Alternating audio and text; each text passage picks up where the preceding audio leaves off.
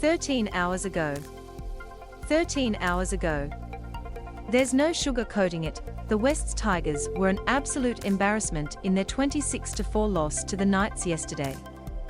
Without late withdrawals Kayln, Ponga and David Klemmer, the Knights may have been a little vulnerable, but were always in charge against a disinterested Tigers outfit. Maguire has to address some frightening statistics: 17 errors, 37 missed tackles, 19 ineffective tackles, and a general lethargy in their play. Worst nightmare strikes Verstappen's F1 title defense. Broncos saved by epic play in dying stages. Smith's Latrell mockery infuriates Souths. Add to that the one Tiger, who tried his heart out 5/8 Jackson Hastings, is on report and likely to be suspended. It's more troubled times in Tigertown. The Knights played well as they secured back-to-back wins, but in fairness, had very little to beat. Titans thrill in attack. In his third season in charge of the Titans, Justin Holbrook has taken the brakes off his exciting young team. Holbrook steered the Titans to the finals last season, but did it playing a relatively conservative style. But this season, he has given ownership of the team to exciting players like AJ Brimson, Tino Faswamaloe, David Fifita, Jaden Campbell and Toby Sexton. Against the Warriors on Saturday, the Titans scored some breathtaking tries even though their defense was a worry at times. The Titans need less than a minute to score first. Insiders have told me that Holbrook has given the team license to play what they see in front of them, and it spells exciting times for Titans fans.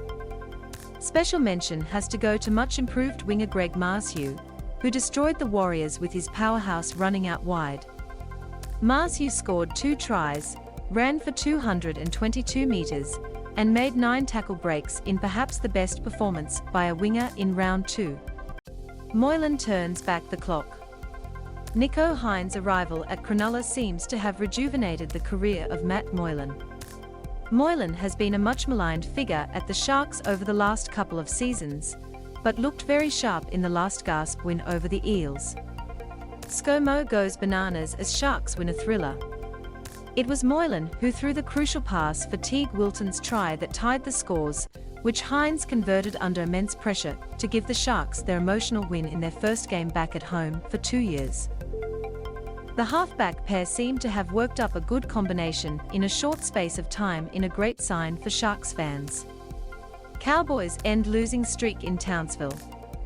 It's not often a team faces crunch time in round 2, but that was the situation for the Cowboys against Canberra on Saturday night. The football gods gifted the Cowboys the perfect start to the year: 2 home games against teams that performed poorly in 2021. Todd Payton's men couldn't get the better of the Bulldogs in a tight, controversial game last week, but came good on the weekend, outclassing Canberra 26-6. NRL highlights: the Cowboys dominate the Raiders round 2. The win ended a worrying run of 6 straight home losses for the Cowboys and gave the young team a massive confidence boost. "We needed it, for sure," Payton told Wide World of Sports. "The boys were up for the game and the win has really lifted morale after coming so close against the Dogs, just what we needed coming into the big game at the Broncos next weekend." Bellamy finally wins milestone match. For the coach with the best batting average in the NRL, Craig Bellamy has a less-than-flash record in his milestone games. The man known as Bellyache lost his 100th game, lost his 200th, won his 300th, lost his 400th and on Thursday night, narrowly won his 500th in extra time. The Storm were pumped to do it for Craig, but blew a 14-0 lead as Souths charged home to take the game into extra time. Ryan Papenhuisen secures the win for Melbourne.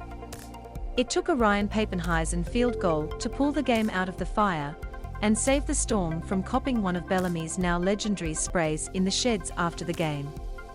Full marks to Souths, incidentally, who would have been shattered at the last gasp loss, but hung around to honour Bellamy's remarkable 500-game feat. Kikau on fire for premiers.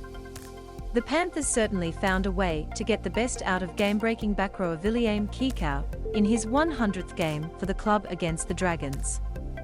Kikau has been a slow starter to the season in recent years, but after his family was flown by the club from Fiji to present him with his jumper, he was always going to have a big game.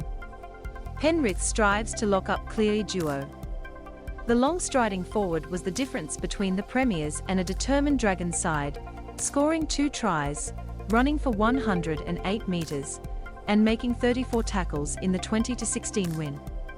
I bet Ivan Cleary is just waiting for the big fella's 200th game to come around. Concerns at Brookvale. So are Manly capable of repeating their efforts of 2021 and making the finals after a nightmare start? Sea Eagles fans are quick to point out they lost their first 4 games last year, and still almost made the grand final. But there is one big difference between this year and last. In 2021, they were missing Turbo Tom in the opening rounds. Manly get on the board. This season they have had the superstar fullback in the first 2 rounds, and he was well contained by the defence both times. The Sea Eagles have looked pedestrian in attack and lethargic in defence, in worrying signs for coach Des Hasler. To be fair, they have played 2 of the big guns in the Panthers and Roosters in the first 2 rounds, and the wins will come against poorer opposition. Dose of the breaking news and exclusive content from Wide World of Sports. Subscribe to Letter by clicking here.